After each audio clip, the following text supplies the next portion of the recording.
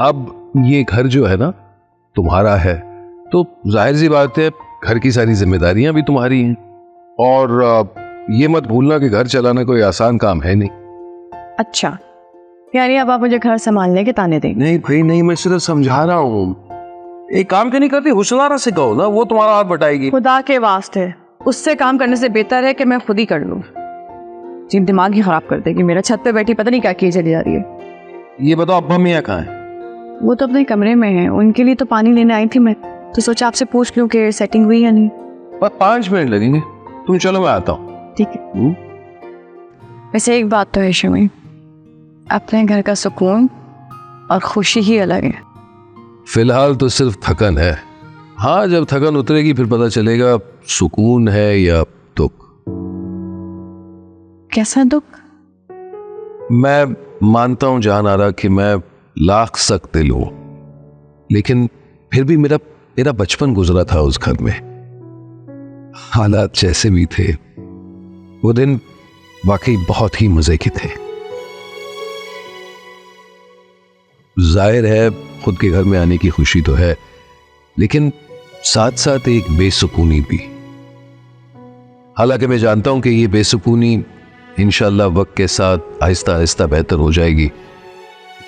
मैं समझ सकती हूँ शमी, जिस घर में आपने अपना बचपन गुजारा हो, आपकी यादें जुड़ी हों, इतना आसान नहीं होता उसे भूलना।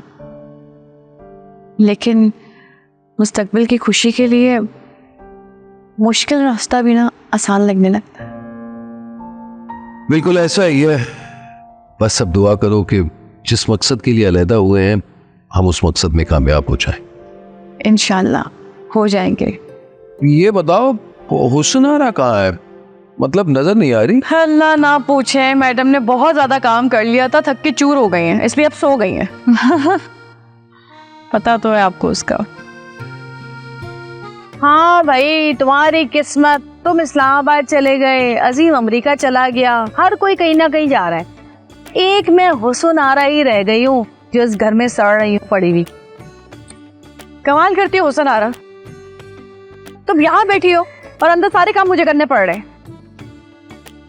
लो आ गई मेरे आराम की दुश्मन। कासिम, मैं तुम्हें रात में फोन करती हूँ।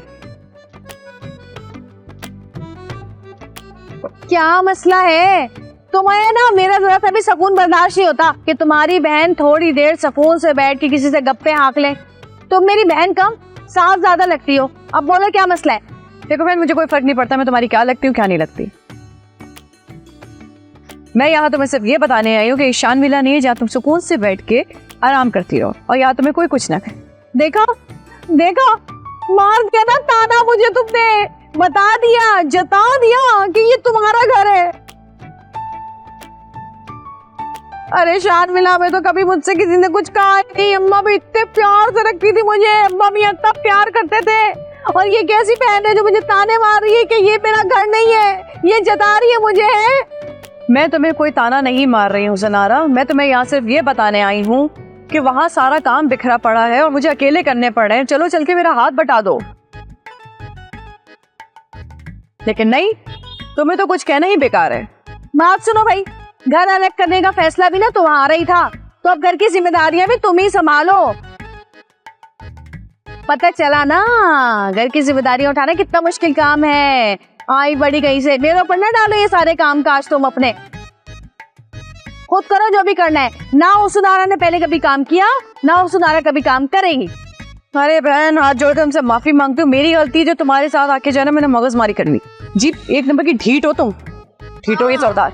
ढीठों की सरदार मैं नहीं, ढीठों की सरदार तुम हो, बल्कि सरदारों की भी सरदार हो तुम। हर वक्त काम कराने के चक्करों में लगी रहती है मुझसे। अच्छा खासा कासिम से बात कर रही थी, कासिम को तो बाद में कर लूंगी, अजीम को ट्राई करती हूँ। देखिए मोहब्बत सतरंगी पीर से जुमेरात रात 7 बजे सिर्फ ग्रीन एंटरटेनमेंट पर।